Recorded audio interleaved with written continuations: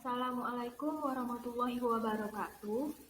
Perkenalkan, saya Uti Nabila dengan NIM 21031071 dari program studi D4 Teknologi Laboratorium Medis Politeknik Aisyah Pontianak. Kali ini saya akan membahas analisis asam amino. Kita langsung ke uji yang pertama, yaitu uji Biuret. Tujuan dari uji ini untuk membuktikan adanya molekul-molekul peptida dari protein.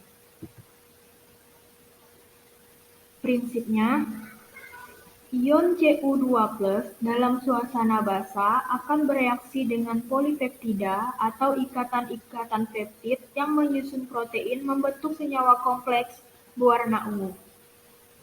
Reaksi Biuret positif terhadap dua buah ikatan peptida atau lebih tetapi negatif untuk asam amino bebas atau peptida.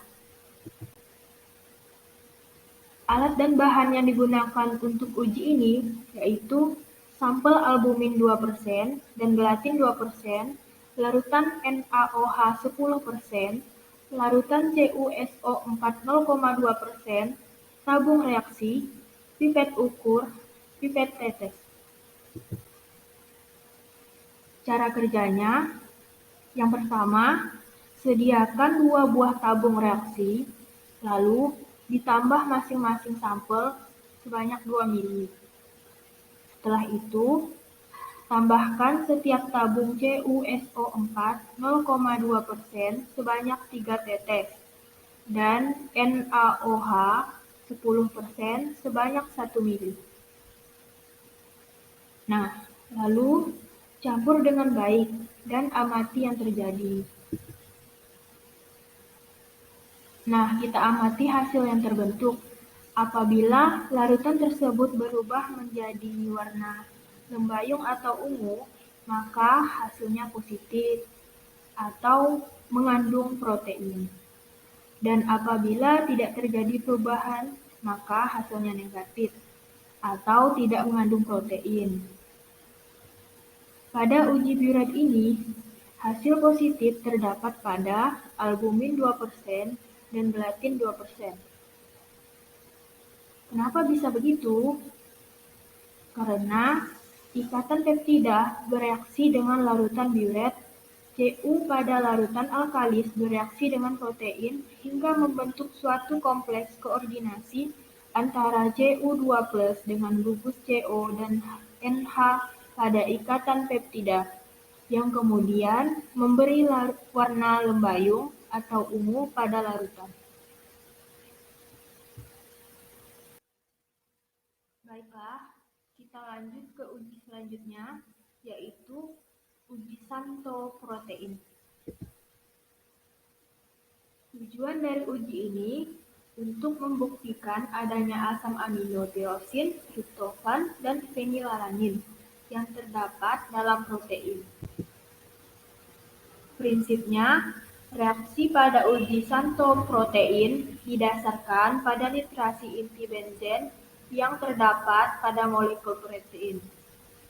Jika protein yang mengandung cincin benzen ditambahkan asam nitrat pekat, maka akan terbentuk endapan putih yang dapat berubah menjadi kuning sewaktu dipanaskan.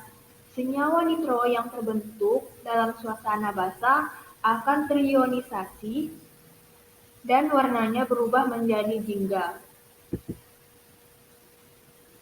Alat dan bahan yang digunakan untuk uji ini yaitu sampel albumin 2% dan gelatin 2%, larutan HNO3 pekat, larutan NaOH 10%, tabung reaksi, pipet ukur, pipet tetes, dan water bath.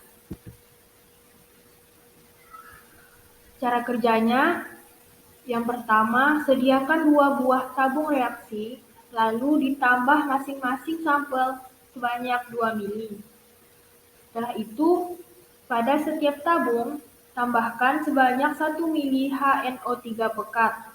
Akan terbentuk adanya endapan putih. Dan setelah itu, panaskan selama 1 menit, amati warna kuning yang terbentuk. Nah, langkah selanjutnya dinginkan di bawah air kran, lalu ditambah NaOH 10% setetes demi setetes melalui dinding tabung hingga adanya lapisan.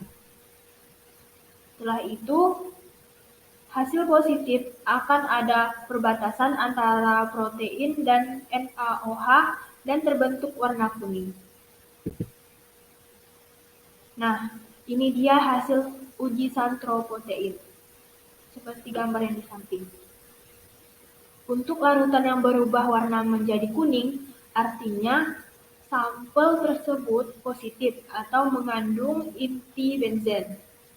Sedangkan larutan yang tidak berubah warna menjadi kuning, artinya sampel tersebut negatif atau tidak mengandung inti benzen. Inti benzen dalam molekul tirosin, fenilalanin, dan triptofan membentuk senyawa nitro berwarna kuning akibat proses nitrasi dengan reagen HNO3.